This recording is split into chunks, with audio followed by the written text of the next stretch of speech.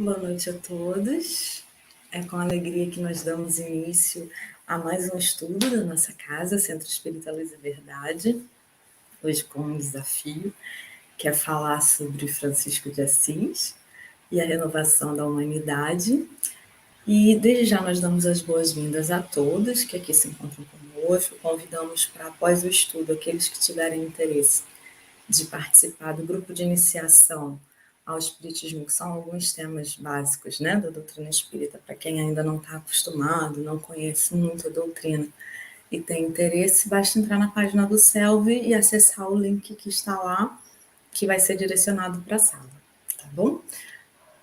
Que seja uma noite de paz e bem a todos. Nós vamos ler como página o Cântico das Criaturas, escrito por Francisco de Assis. Vou pegar aqui. Altíssimo, onipotente, bom Senhor, teus são o louvor, a glória, a honra, e toda a bênção, só a ti, Altíssimo, são devidos, e homem algum é digno de te mencionar. Louvado sejas, meu Senhor, com todas as tuas criaturas, especialmente o irmão Sol, que clareia o dia e com sua luz nos alumia. E ele é belo e radiante, com grande esplendor de ti, Altíssimo, é a imagem. Louvado sejas, meu Senhor, pela irmã lua e as estrelas, que no céu formaste, claras e preciosas e belas. Louvado sejas, meu Senhor, pelo irmão vento, pelo ar, ou nublado, ou sereno, e todo o tempo, pelo que as tuas criaturas dá sustento. Louvado sejas, meu Senhor, pela irmã água, que é muito útil e humilde e preciosa e casta. Louvado sejas, meu Senhor, pelo irmão fogo, pelo qual iluminas a noite. E ele é belo e jucundo e vigoroso e forte. Louvado sejas, meu Senhor, por nossa irmã, a Mãe Terra, que nos sustenta e governa e produz frutos diversos e coloridas flores e ervas. Louvado sejas, meu Senhor, pelos que perdoam por teu amor e suportam enfermidades e tribulações. Bem-aventurados os que sustentam a paz, que por ti, Altíssimo, são coroados. Louvado sejas, meu Senhor, por nossa irmã, a morte corporal, da qual homem algum pode escapar. Ai dos que morrerem em pecado mortal. Felizes os que ela achar conforme a tua santíssima vontade, porque a morte segunda não lhes fará mal. Louvai e bendizei meu Senhor, e dai-lhe graças, e servi-o com grande humildade. Vamos então elevar o nosso pensamento ao alto, agradecendo a Jesus, a Francisco, nosso irmão Alegria, aos franciscanos todos amorosos, que estão sempre conosco, nos inspirando, nos impulsionando enquanto humanidade. Agradecemos e pedimos hoje a inspiração para que possamos, de alguma forma, lembrando do nosso irmão Alegria, trazer esse sentimento às nossas almas, ao nosso coração, espalhando, Senhor, ternura, harmonia, paz e bem, como ele sempre dizia. Que as vibrações dessa noite possam ser utilizadas por esses irmãos no socorro a todos aqueles que necessitam. Muito obrigada. Bom, meus amigos, falar de Francisco é realmente um desafio. Falar de Francisco num tempo tão curtinho é um desafio maior ainda. Falar de Francisco enquanto alguém que nos ajuda na renovação da humanidade é algo muito importante e que, sem dúvida alguma, nos faz pensar, repensar e repensar a nossa conduta, não é? Estou aqui com algumas coisas que eu fui anotando para ajudar, porque esse desafio de falar de Francisco, em primeiro lugar, se dá porque, ao falar dele, nós percebemos a distância que existe ainda entre nós e ele, e muito mais entre nós e Jesus, entre nós e Deus, não é? Mas, ao mesmo tempo, é uma alegria porque ele nos permite ver através da sua vida, da sua vivência, que em nenhum momento ele buscou a santidade, né? Os biógrafos todos que falam de Francisco mencionam isso. Ele não se entendia como uma pessoa pura, uma pessoa corretíssima, uma pessoa perfeita, e não era. Isso que é o mais bacana na vida de Francisco. Todo tempo ele reconhecia a sua insignificância, se podemos dizer assim, como ele se viu, não é? O que era isso? Era uma falsa humildade? Não, ele reconhecia o tempo inteiro as suas falhas, as suas dificuldades, as suas dores, o quanto era às vezes para ele difícil viver o evangelho conforme ele gostaria, fielmente, por conta das suas mazelas interiores ainda. Mas isso não faz de Francisco menor, pelo contrário, faz dele maior aos nossos olhos. Porque em reconhecendo a sua dificuldade, a sua sombra, as suas imperfeições, ele sabia o material que tinha a sua alma a ser trabalhado, e reconhecendo essas dificuldades e essa distância que o mantinha ainda de Deus, mais ele se esforçava para se aproximar desse Deus.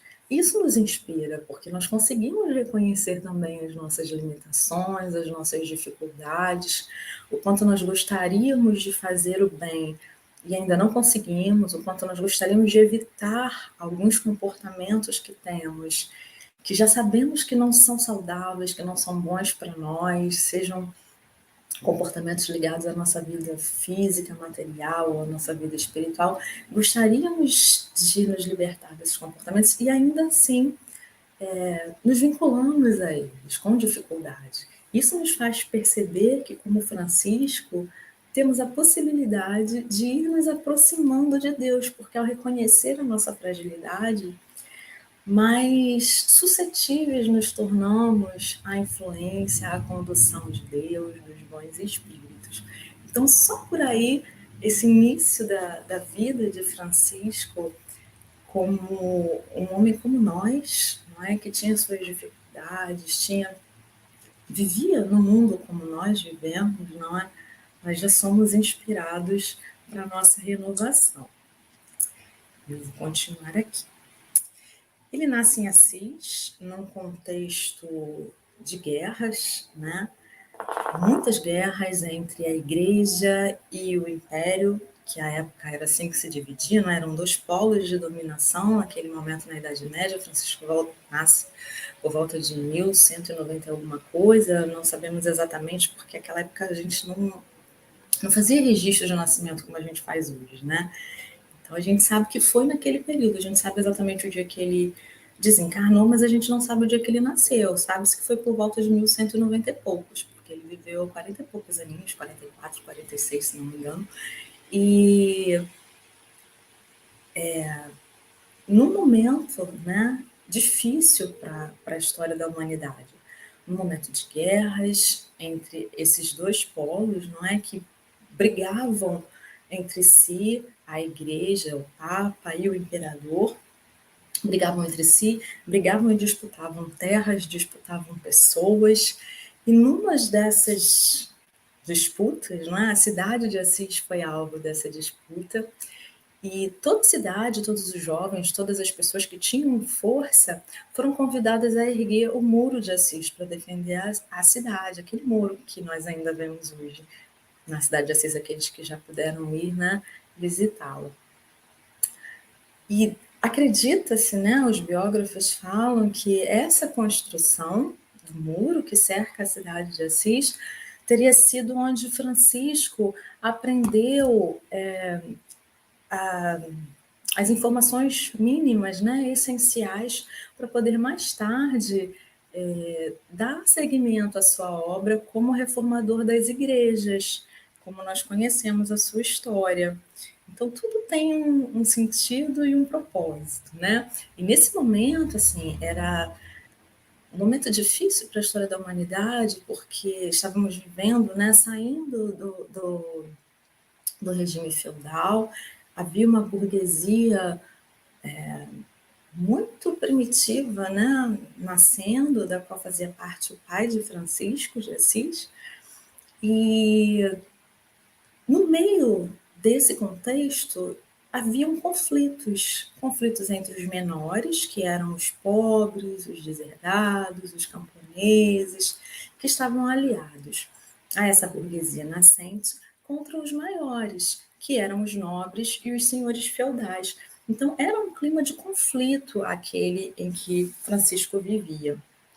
E ele nasce numa casa de um burguês, né, de um rico em ascensão, que era um comerciante de tecidos, muito rico na cidade, e que mima muito, né, aquele jovem, aquela criança primeiro, que era encantadora e cativante, um espírito, segundo os biógrafos, desde cedo muito generoso, apesar de gostar da vida do mundo, de gostar das atividades da juventude de sua época, dos cânticos, das festas, da bagunça mesmo, né? Francisco era um esbanjador, segundo a maior parte dos seus biógrafos, no início de sua vida. Gostava de muitas festas, mas estava sempre convidando os seus amigos, ofertando muito dos recursos que tinha, né? E numa sociedade que vivia em condições muito difíceis, né? Naquela época, a expectativa de vida era muito pequena. Quando a gente fala, nossa, Francisco, coitado, viveu só até 40 e poucos anos. Não era muito diferente para boa parte das pessoas daquela época, não é? Porque era um momento em que as pessoas não tinham condições sanitárias, né? As casas eram pequenos aglomerados onde dormiam todos juntos, pessoas, animais, e não tínhamos penicilina, não tínhamos antibióticos, então as pessoas que sobreviviam ao parto, né, ao nascimento, ou que não morriam de parto, porque era muito comum as mulheres morrerem de parto também naquela época, as pessoas que sobreviviam eram pessoas doentes, eram pessoas desdentadas, não tinha dentista, amputadas, porque como não tinham os antibióticos, uma infecção no braço, você arrancava um pedaço do braço, porque senão você morreria, né, de sepsis. Hoje a gente sabe, na época não sabia o que era, mas hoje a gente sabe que uma infecção generalizada vai matar a pessoa. Então, a perna está infeccionada, você não tem como curar, corta um pedaço. Então, era uma sociedade muito sofrida, né, aquele momento, em especial os pobres, aos quais Francisco acabou dedicando a sua vida. E ele faz isso a convite de Jesus, não é?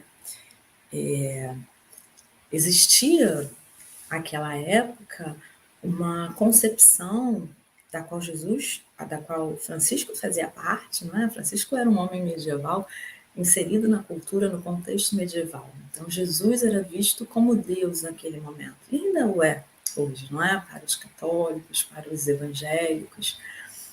Jesus e Deus são a mesma pessoa, diferente de como nós espíritas vemos, não é? Jesus como um espírito muito perfeito, um filho muito amado de Deus como todos os outros, mas que já galgou a soma de perfeição passível à criatura, não é? Aos filhos de Deus. E um espírito extremamente amoroso que nos ajuda, nos orienta, nos guia desde sempre. E Francisco, então, é convidado por Jesus para reencarnar-se neste momento. E por que reencarnar-se, não é? Francisco já estivera com Jesus antes, muito provavelmente muitas vezes, não é? Em pensamento, em sintonia, claro, porque era um espírito preparado para a missão que vinha desempenhar, mas ele vivera com Jesus lá na Galileia, 13 séculos, 12 séculos antes, né? Da sua encarnação como Francisco de Assis. Era ele, um jovenzinho, quando conheceu Jesus, João, conhecido depois como João Evangelista, o filho mais novo de Zebedeu, pescador, que logo após Jesus convidar isso nós encontramos na Bíblia, não é? Logo após Jesus convidar Pedro e André, seu irmão, para serem pescadores de homens, ele convida também a dois jovens pescadores, João, o mais jovem, e Tiago, seu irmão, também jovenzinho, e eles seguem a Jesus.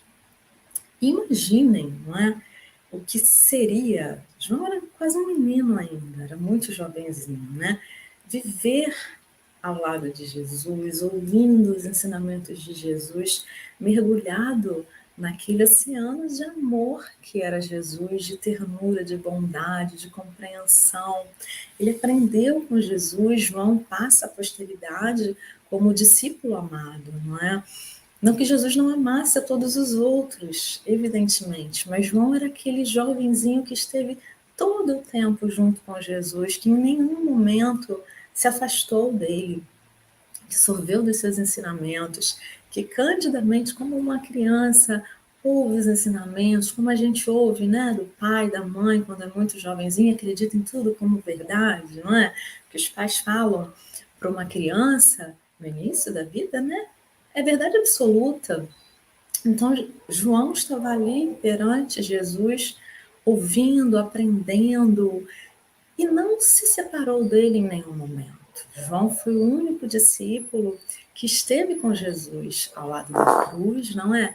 Quando Jesus é preso, ele vai buscar Maria para que Maria possa acompanhar tudo aquilo que acontecia com seu filho. E ele fica, ele acompanha todo aquele processo de dor, de sofrimento, a paixão de Cristo. João está ali vivenciando. Então ele guarda na memória não somente a impressão daquele momento doloroso, mas a forma como Jesus perdoa a todos nós, não é? O olhar amoroso, gentil e compassivo que ele teve para com os agressores, perante todas as violências e injustiças que sofria. A forma como ele pede a Deus que nos perdoasse, porque nós não sabíamos o que estávamos fazendo. A forma como Jesus lhe confia a sua mãe, não é? Quando ele diz, filho, eis aí a tua mãe, mulher, eis aí o teu filho. João segue com tudo isso na memória. E João dedica toda a sua juventude à implantação da Boa Nova, à criação dos primeiros núcleos de estudos do cristianismo primitivo, que mais tarde seriam as igrejas, passa por todas as privações, perseguições, dedica a energia mesmo dos seus anos jovens a essa tarefa, mantém-se fiel a Jesus, levando Maria para morar consigo. Quem tiver interesse de ver essa parte do cristianismo primitivo, nós temos Paulo Estevão de Emmanuel, que é um livro maravilhoso que detalha muitas coisas para a gente nesse momento, do início, né, do cristianismo, de como os apóstolos diretos estiveram dedicados àquele momento, o quanto se sacrificaram para que aquele ensinamento de Jesus não sumisse, não desaparecesse do planeta com a sua morte. Então ele pega toda essa sua energia de jovem e se dedica aos trabalhos assistenciais de caridade que aconteciam nessas igrejas primitivas, o socorro aos enfermos, a cura dos enfermos e o próprio evangelho, não é? A própria prática da, da fala, da evangelização. João faz isso durante toda a sua vida. Quando mais maduro, ele se muda, ele viaja para outras terras, vai levar o evangelho para terras desconhecidas, até se fixar em Éfeso, na África, com Maria. E lá ele continua o seu trabalho de evangelização, levando a proposta de Jesus de renovação para todos aqueles que aceitam.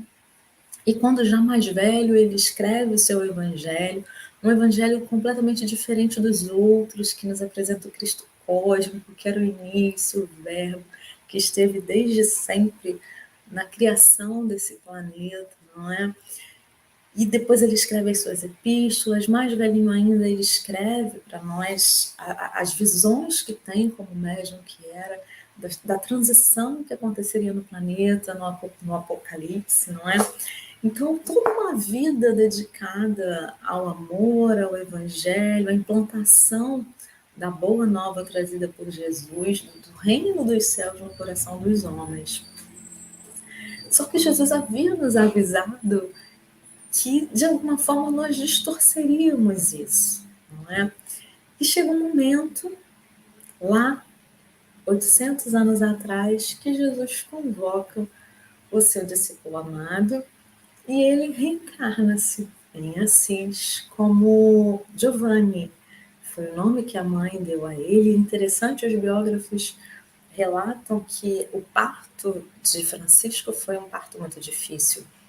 Ele não queria nascer, o pai viajava, a mãe estava sozinha em casa, né, com os criados, e o trabalho de parto muito longo, e bate a porta um, um pedinte, né, um mendigo, e quando vão atender, ele diz apenas: diga à senhora que vá para o estábulo.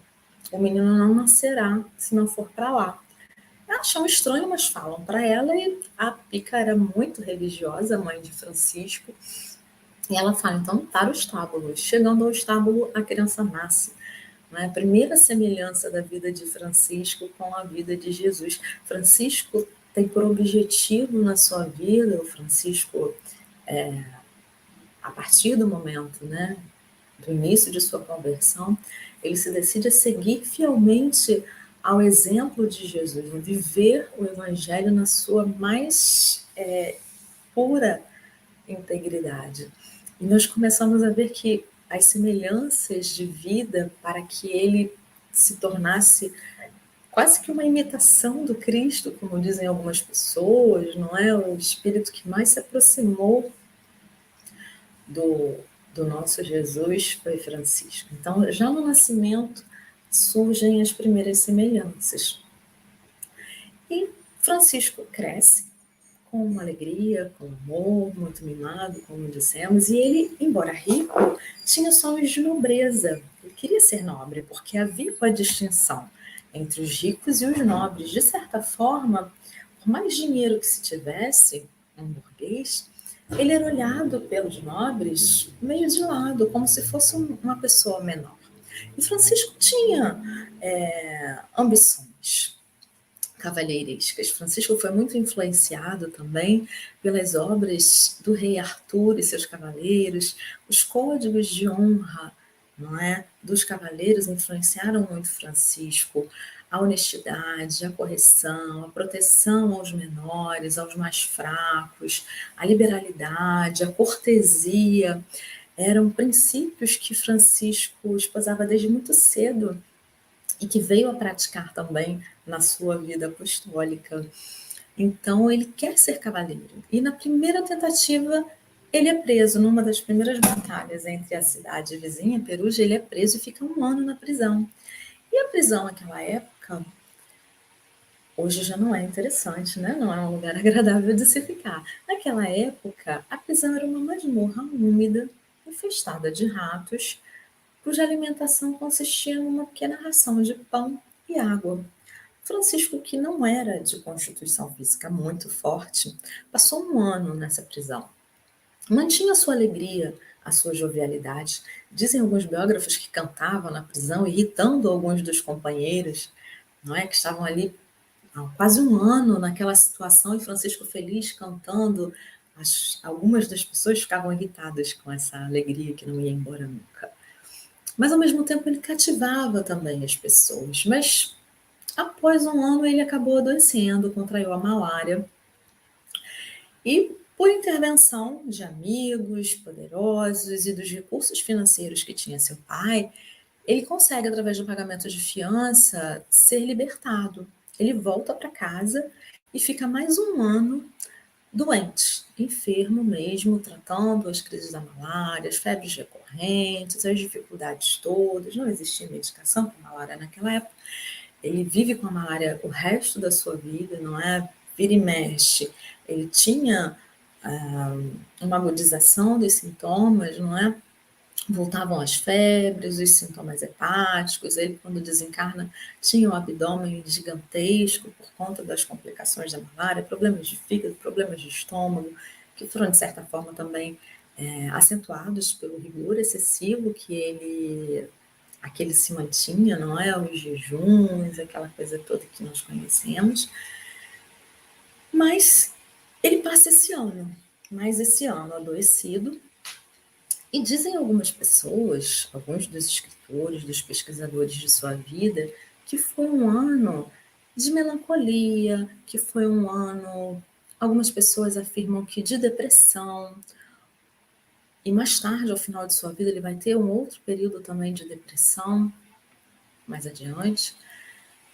Mas, de certa forma, foi também um momento de recolhimento, onde ele repensou os seus valores. Ele já tinha ficado um ano preso, e ele começou a olhar mais para dentro, pensar, um ano de recolhimento mesmo, como se fosse uma preparação para o chamamento que viria.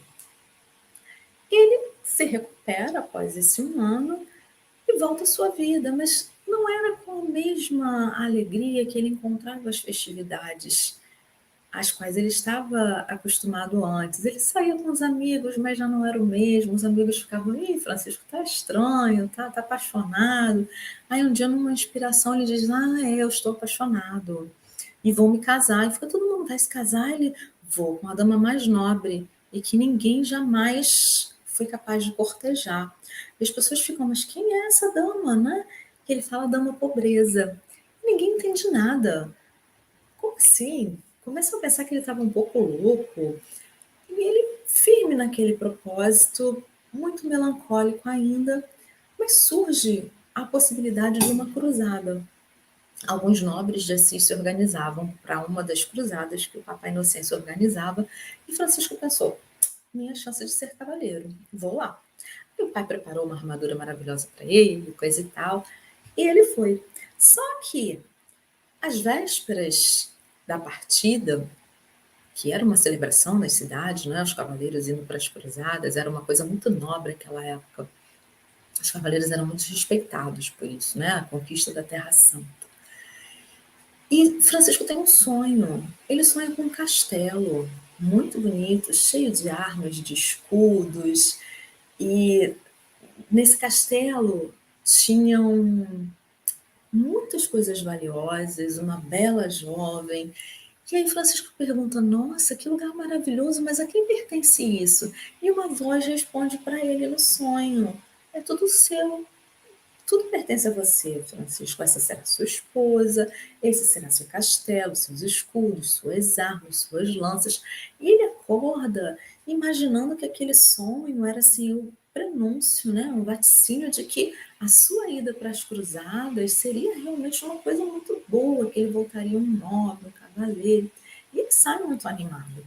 Mas na primeira noite, após a partida de Francisco para essas cruzadas com esse cavaleiro que era de Assis, ele tem uma febre, um episódio de febre muito grande, não é? E sonha, dizem alguns biógrafos que ele sonha, dizem outros que ele ouve uma voz, dizem outros que ele delira, mas a voz já pergunta, Francisco, quem achas que é o maior? O Senhor ou o servo? E ele responde, o Senhor, claro. E a voz responde para ele, por que então, Francisco, você segue ao servo? E ele naquele momento desperta e pergunta, Senhor, que queres que eu faça? Nós já ouvimos essa frase, não é? 13 séculos antes, quando Paulo de Tarso, ao encontrar-se com Jesus na cidade de Damasco, cegado pela sua luz, reconhece que perseguia realmente ao Messias que ele esperava e pergunta imediatamente, Senhor, o que queres que eu faça? E a resposta é a mesma que Francisco ouve. Volta à cidade e lá te será dito o que fazer. Francisco não hesita. Da mesma forma como Paulo não hesitou, Francisco não hesita. Ele volta, ele larga tudo, retorna para a cidade. Quando ele volta para a cidade, ele chega como um desertor. Os desertores eram ridicularizados, eram presos, eram julgados pessoas sem dignidade. O pai de Francisco estava revoltadíssimo, porque tinha investido muitos recursos para fazer o cavaleiro. Mas ele não se preocupa com nada disso, porque na verdade, a partir daquele momento, tudo o que ele queria era fazer a vontade de Deus. E nessa disposição de ânimo, Francisco fica mais um ano. E olha só, mais uma semelhança, né, com a vida de Paulo. Paulo, após o encontro com Jesus, fica 3 anos no deserto, né? Francisco ficou um ano na prisão, depois ficou um ano em convalescência, e agora ficará um ano aguardando que Jesus lhe diga o que fazer. Que ele disse: volta à cidade e aguarda o que te será dito. E Francisco fica um pouco melancólico nesse período, ele passa a caminhar muito pelos campos. Ele trabalhava ainda na loja do pai, né? Mas após o trabalho ele ia sempre passear pelos campos e ficava embevecido com a natureza. Né? Ele passava a ver a presença de Deus na beleza das flores, no canto dos pássaros, na natureza como um todo, no sol que aquecia, no vento que sussurrava canções aos seus ouvidos, em tudo ele via a Deus. E ele passava esse tempo embevecido com a natureza, identificado com a natureza. Isso é a primeira diferença de Francisco em relação à religião da época, não é? Francisco via tudo como vindo de Deus, nada era pecado. O corpo não era pecado, a alimentação não era pecado, nada era pecado, porque tudo para ele provinha de Deus, tudo fazia parte.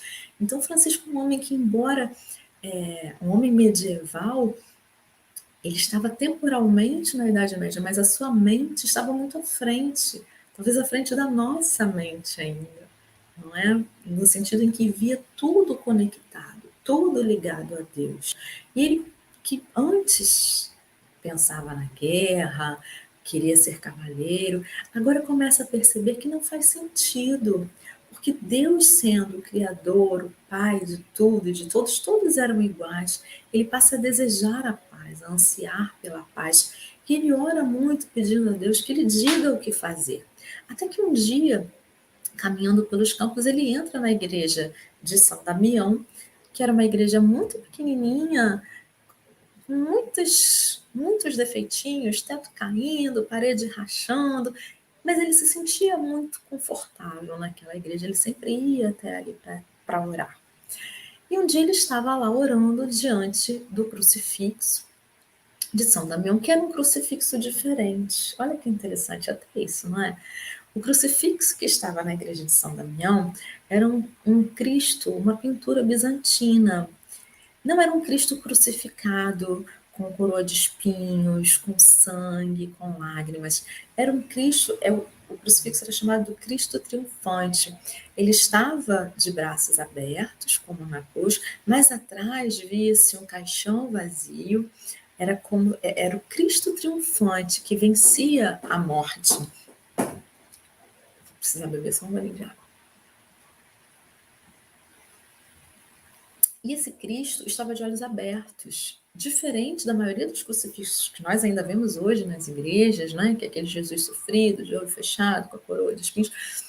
Esse Cristo tinha os olhos abertos, era como se de alguma forma ele olhasse para os seus fiéis, como que convidando ao reino de amor que nos espera. E um dia Francisco, meu gato acabou de entrar aqui. Francisco, olhando e orando aquele crucifixo, olhando fixamente para os olhos de Jesus, ouve no país da alma a voz de Jesus a lhe dizer: Francisco, reconstrói minha casa. Não vês que está em ruínas?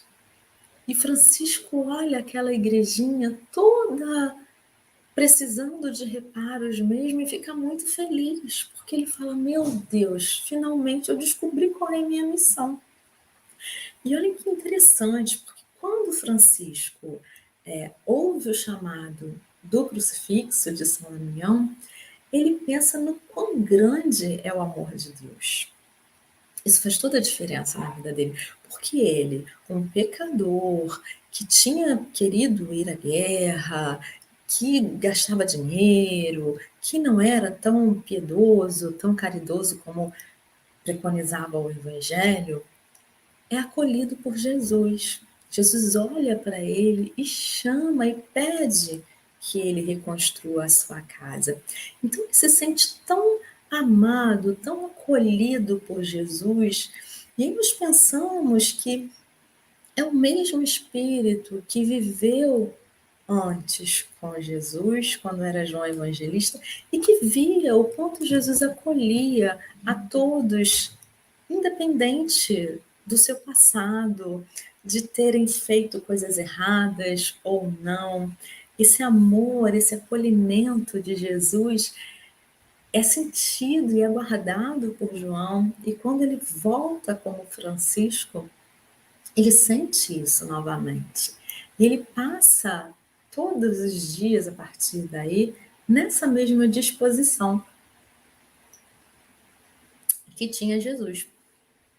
O que acontece? Se o Jesus, em nenhum momento, condenou a ninguém. Jesus condenava o erro, o equívoco, mas jamais o equivocado, não é? Jesus nos dizia todo o tempo o quê? Que Deus não quer a morte do ímpio, do pecador, ele quer a sua regeneração. João aprendeu isso. E Francisco, lendo o Evangelho, passou a viver da mesma forma. Francisco jamais, em nenhum momento de sua vida, culpou, condenou a ninguém, mesmo aquilo que ele considerava uma conduta equivocada, principalmente em relação à igreja, a forma como a igreja estava muito vinculada ao ouro, ao poder, ele jamais criticou aos padres, aos bispos. Ele não concordava com a conduta, mas pedia aos seus irmãos frades que jamais criticassem a ninguém, apenas seguissem o bom exemplo. Era isso o que faria a diferença. E Francisco fez uma grande revolução. Não é? A gente ficaria semanas falando sobre a vida de Francisco, mas alguns pontos são muito importantes. Falar sobre a vida dele é impossível nesse momento, mas alguns pontos da sua trajetória, da revolução que ele fez em relação aos costumes da época, são importantes de serem marcados. E eu vou chegar neles com vocês. A primeira delas é que a vivência do Evangelho para Francisco era o fator essencial da sua vida. Tudo que ele queria, em nenhum momento ele pensou em construir uma ordem, em ter seguidores, em ter. Eu acredito que naquele momento, se alguém dissesse para ele, Francisco, no futuro sua ordem será a maior ordem, com o maior número de frades, né, de seguidores no mundo, ele riria. Não, como eu, um pecador, o servo mais infiel de Jesus, não é? Você tem uma ordem inconcebível, né? Com o espírito da humildade de Francisco. Isso. O que ele queria, tudo o que ele queria era viver conforme o Evangelho. Exatamente igual. Ele queria seguir a Jesus. Ele adotou a extrema pobreza porque Jesus não tinha onde recostar a cabeça, não tinha como travesseiro as pedras, admirando ao céu, não é? Jesus não tinha nada. E Jesus queria viver assim, na total dependência de Jesus, não, Francisco queria viver assim, na total dependência de Deus. Quando ele se decide a viver para Jesus e passa a pedir esmolas e pedras para reconstruir as igrejas, a princípio ele é tido como um louco. As pessoas pensam, nossa, o filho do Pedro Bernardone enlouqueceu, coitado. Só que as pessoas não tinham paciência com os loucos, como ainda não tem hoje. Aquela época era pior, apedrejavam, riam, zombavam. E no entanto, ele nem ligava, ele esmolava. Tem uma passagem que ele esmolava, né, para construir a igreja e alimentar os pobres, e aí uma pessoa que ele batia na porta cospe na mão dele, e aí ele fala, não, realmente isso é o que eu mereço, agora, por gentileza, você poderia me dar alguma coisa para eu alimentar os meus irmãos famintos? E aquela pessoa se toca, né, de tamanha ternura por aquela humildade, por aquele gesto que era verdadeiro, que arrependido volta, pega tudo que tinha em casa que pudesse alimentar, pede perdão. Esse era o Francisco de Assis, né, que vivia o Evangelho na sua plenitude. E ele queria isso, viver como Jesus vivia e seguir o Evangelho como Jesus fazia. Então, o que que a gente pode destacar, assim, como alguns dos pontos principais da pregação de Francisco? A primeira delas é que não havia uma pregação, não é? Havia o exemplo. Tem uma frase dele que eu acho que é a que eu mais gosto na vida, que ele diz o seguinte: pregue o evangelho todo o tempo. Se necessário, use palavras. Então, isso nos mostra que a essência da vivência cristã para Francisco de Assis era a vivência do Evangelho. Ele não estava preocupado em estudar o Evangelho, não que ele não gostasse do Evangelho, ele lia o Evangelho, mas ele não estava preocupado com a interpretação e o ensino do Evangelho de Jesus, não no sentido da exegese, como fazia a igreja. Ele estava preocupado com a vivência.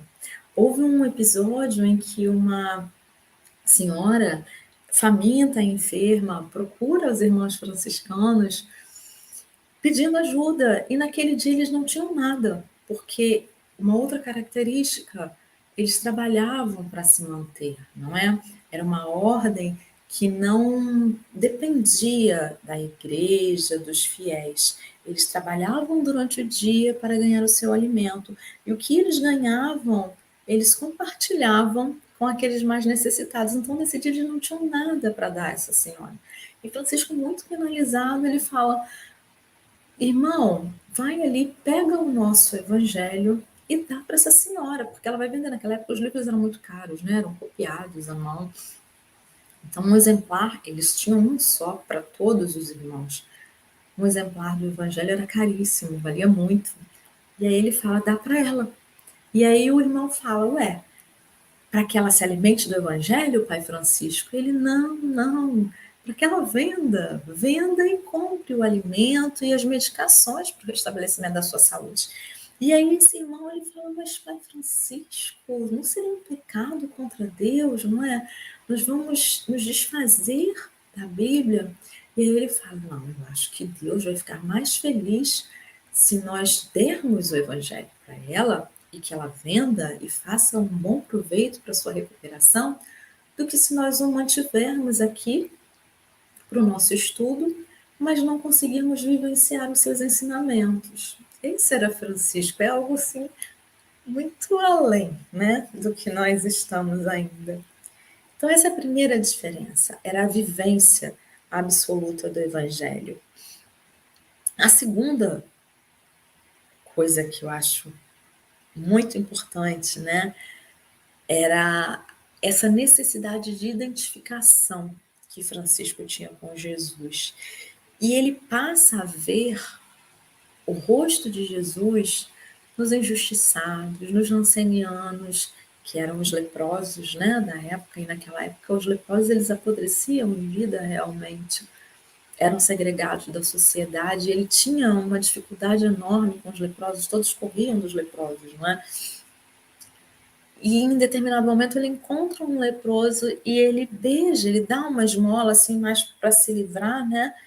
E aí ele percebe: não, não é isso. Ele vai lá e beija aquele leproso. Mais tarde ele vai dizer no seu testamento que naquele momento era como se ele tivesse realmente se identificado com Jesus, não é? Porque quando ele consegue ver naquele leproso um irmão, um necessitado, alguém que ele não tinha que dar dinheiro ou esmolas, mas tinha que dar do seu afeto, é o primeiro momento ele encontra a face de Jesus no mundo.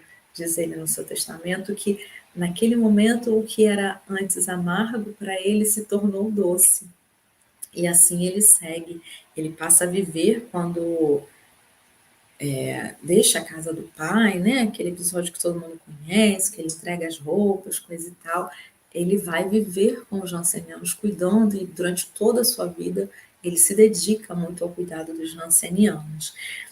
E não só os jancenianos, Francisco se identifica com todos que estavam à margem da sociedade. Por quê? Porque ele via Jesus, ele dizia: Jesus foi injustiçado, Jesus foi discriminado, não é?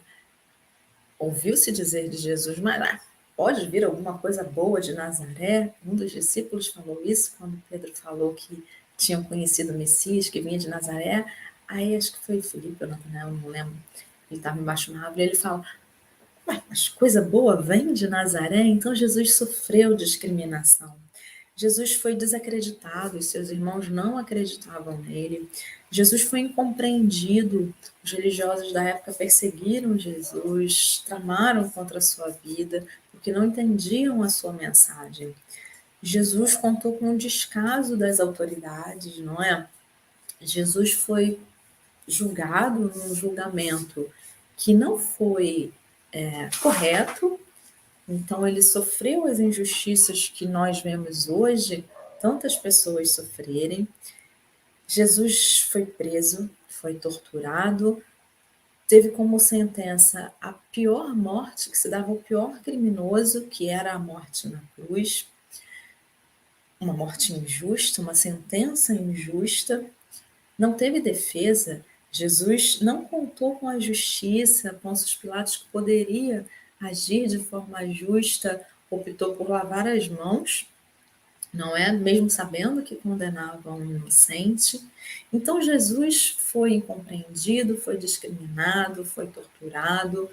Em todas essas pessoas, não é? No ranceniano, no criminoso abandonado, relegado a toda sorte de sofrimentos, que não é visto como alguém passível de recuperação. Em todas essas pessoas, os biógrafos falam que os bandidos, os criminosos, os ladrões, os doentes, os malfeitores eram as pessoas preferidas de Francisco. Era com eles que ele queria estar para falar de Jesus e para viver o Evangelho de Jesus.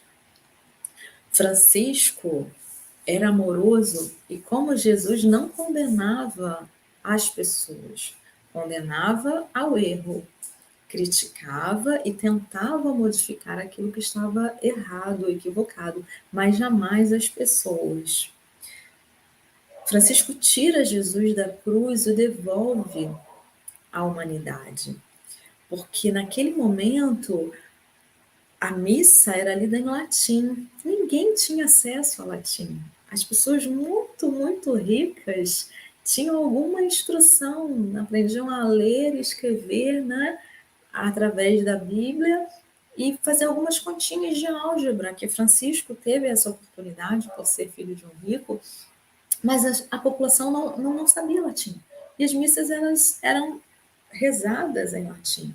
Então, como conhecer a Jesus se não se entendia o que falava? Como conhecer o Evangelho se não se entendia o que falava? Imagina a gente entrar numa igreja e ouvir toda uma pregação em mandarim hoje. Eu não sei mandarim, a maioria das pessoas não sabe. Então, nós não entenderíamos, nós não conheceríamos, não teríamos a possibilidade de conhecer o amor, a afeição generosa, amorosa, de perdão, de renovação que Jesus trazia. Então, Francisco pede ao Papa e tem a permissão de pegar na língua, no vernáculo de cada povo. Francisco passa a falar naqueles dialetos utilizados pelo povo. Então, ele tira realmente Jesus da cruz, aquele símbolo que não era conhecido pela maioria do povo, e o aproxima, o humaniza para aquelas pessoas. Ele faz uma pregação itinerante. Em nenhum momento Francisco ordenou-se padre. Embora ele tenha sido o criador da ordem, ele não foi padre em nenhum momento. Ele não queria viver nos mosteiros como um monge, porque ele achava que o lugar do evangelho era na vida cotidiana, era nos campos, era com as pessoas, era falando, era vivendo o evangelho. Ele também não queria ser padre, porque ele não queria ficar preso às regras da igreja, a impossibilidade de pedir, de esmolar, porque os padres não podiam fazer isso, e ele fazia isso todo o tempo para conseguir recursos para alimentar os seus doentes, os seus necessitados. Ele funda, então, uma ordem que é itinerante, a ordem dos irmãos menores, dos frades menores, não é? A primeira ordem franciscana. A segunda é a ordem das damas pobres, das irmãs Clarisses, que seria um outro estudo, né? Falar da relação de Francisco com Clara, desse amor de almas gêmeas, irmanadas no ideal da fé, que juntos ajudaram a fazer essa revolução. Seria realmente um estudo à parte. É fundada a segunda ordem, então, das Irmãs Clarissas. E a terceira ordem, que é mais uma inovação de Francisco, não é? A ordem terceira secular, que é para aquelas pessoas que, sendo casadas, tendo família, tendo seu trabalho, queriam seguir a Jesus, queriam seguir aqueles ensinamentos, aquelas propostas da ordem franciscana, mas não queriam abandonar o seu trabalho, não queriam abandonar a sua família. Essa ordem, essas três ordens existem até hoje, não é? E tem seus seguidores até hoje. Os ideais, então, de gentileza, de liberdade, de cortesia, de proteção aos mais fracos, que ele colhera na juventude com os cavaleiros da Távola Redonda do rei Arthur, ele praticou o tempo inteiro na sua vida, e todas as vezes que ele tinha medo de alguma situação, que ele hesitava, ele ouvia na sua mente internamente, como se fosse Jesus perguntando: Cavaleiro do Cristo, tens medo? E aí ele se enchia de coragem realmente, porque era assim que ele se considerava. E aqueles irmãos que depois foram se juntar a ele, não é? Os primeiros franciscanos, mais tarde ele se referia a eles como os Cavaleiros do Cristo, ele fez muitas referências a isso. A sua pobreza absoluta é uma associação com Jesus, com os menos favorecidos, uma forma mais pura de viver o Evangelho. Isso seria exigido de nós hoje? Claro que não, era um outro contexto, um outro momento, não é? A forma, como ele sofria a paixão do Cristo, como ele se irmanava a Cristo naquele sofrimento, era comum ver Francisco chorando pelos campos e as pessoas chegavam até ele e perguntavam: que foi, Pai Francisco, por que choras? Ele dizia: choro pelo meu Senhor, como nós podemos causar tanto sofrimento a ele? Nós o matamos, nós o crucificamos, não é? Como nós podemos fazer isso com o amor? O amor não é amado. O amor que era Jesus, que tanto nos amava, não era por nós amado. Isso o angustiava e o afligia muito. Ele usa toda uma proposta de vida, ele tem toda uma proposta de vida e há uma atualidade tão grande no pensamento de Francisco, que Leonardo Boff, um franciscano, ex-franciscano, outro estudo à parte também, né? Nos diz que São Francisco, como ele se refere, né? Francisco, porque ele está ainda vinculado à ideologia católica, embora não seja mais frei, mas ele continua vinculado à fé católica. Ele diz para a gente que o pensamento de Francisco é muito atual, que mesmo tendo vivido 800 anos antes de nós somos velhos e São Francisco é novo, porque ele pensava a vida num outro contexto, não é? De uma outra forma de integração da natureza. No seu Cântico das Criaturas, que nós lemos no início, não é? Quando ele fala do irmão Sol, da irmã Lua, do irmão Vento, do irmão Fogo, mas da Mãe Terra, que nutre, que sustenta. A Terra, ela é capaz de produzir bens para sustentar a toda a humanidade. Mas nós, seres humanos, segregamos, repartimos, desmatamos, queimamos, inundamos, sujamos os rios, não é? Contaminamos as águas, impedimos que parte da humanidade tenha acesso aos bens que são produzidos pela terra, experimentando fome, privações, desigualdades, quantas crianças ainda morrendo de fome, não é, no planeta, quantas crianças sofrendo violência doméstica, quantas mulheres no século XXI sofrendo ainda feminicídio. Francisco era contra tudo isso, Francisco via tudo isso de uma outra forma, numa outra ótica. Quantos governos hoje ainda, não é? Fomentando a guerra por interesses, por questões políticas. Então, o pensamento de Francisco, nas palavras de Leonardo Boff, é muito mais atual do que nós. Ele consegue entender a vida numa conexão com Deus em que tudo está interligado. O que nós façamos à Terra virá para nós. O que nós façamos num ponto da Terra ecoará no outro ponto, em outro pedaço da Terra.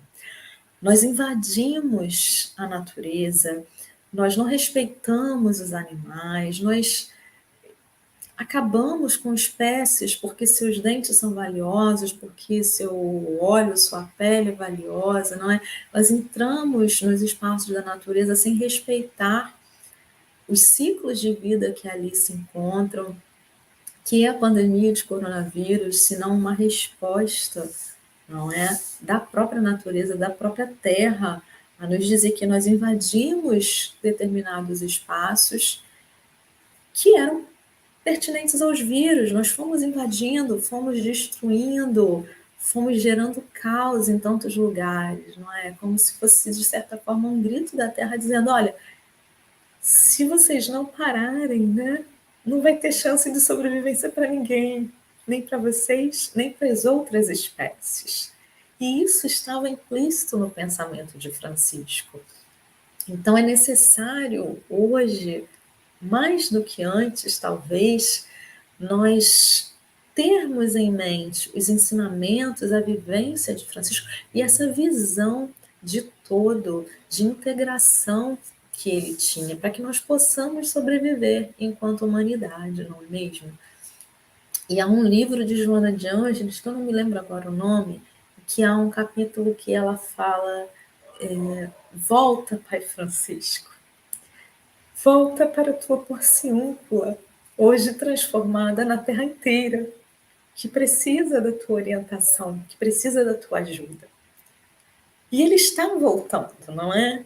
E aí não tem como não chorar falando de Francisco, porque ele está voltando. A espiritualidade já nos dá a ciência de que ele se prepara para uma nova encarnação.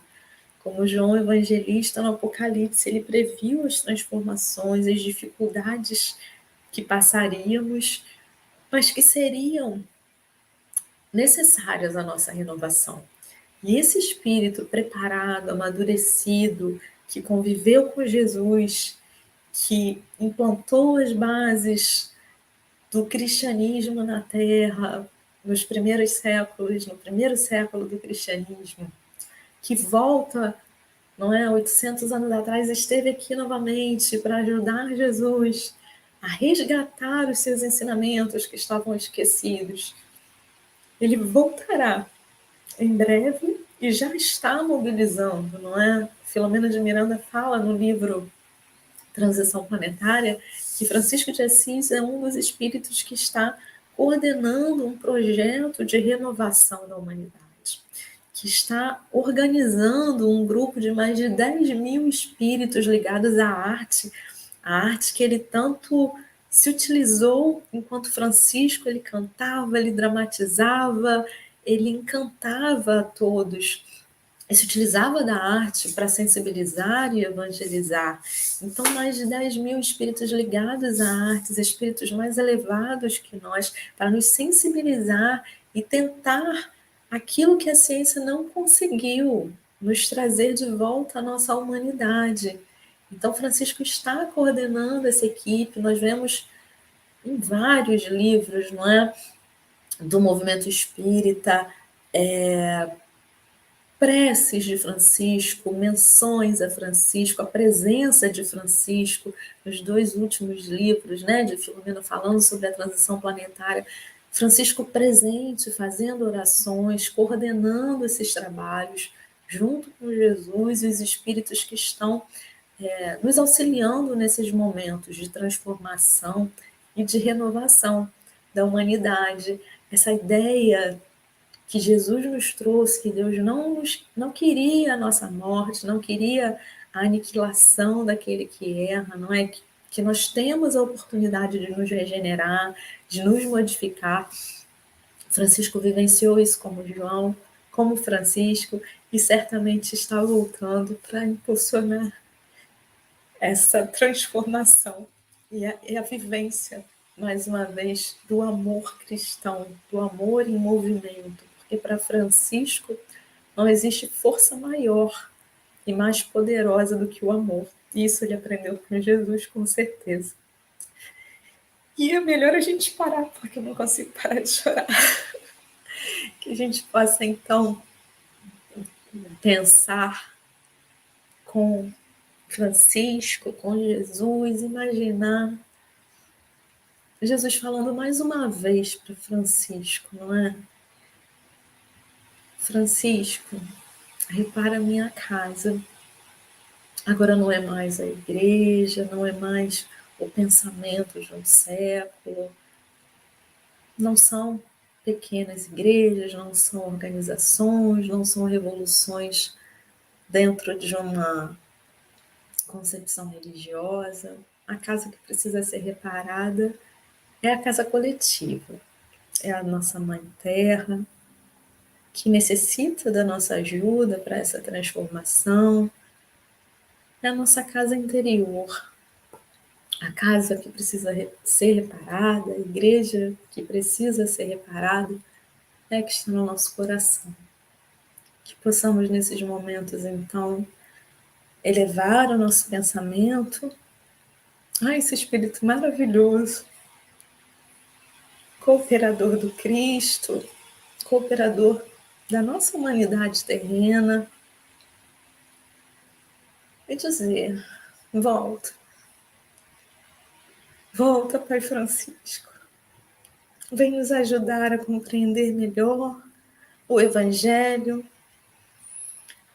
vem nos inspirar, nos incendiar com esse ardor, esse amor que você tem pelo Evangelho, nos inspirar a sermos, de alguma forma, a teu exemplo, instrumentos também da paz, do bem, da transformação, reconhecendo as nossas dificuldades, reconhecendo as nossas mazelas, as nossas sombras ainda, mas tendo a certeza de que Jesus nos espera de braços abertos, que você vai nos ajudar, com tantos amigos espirituais envolvidos nessa tarefa. E nós temos certeza que não importam as dores, não importam as dificuldades que atravessamos nesses momentos, nós não estamos sozinhos e nós fomos feitos para brilhar, para sermos espíritos perfeitos, para amar. Muito obrigada por tudo, que estejamos todos juntos nessa caminhada e que seja uma semana, uma vida de paz e bem para todos nós. Linda.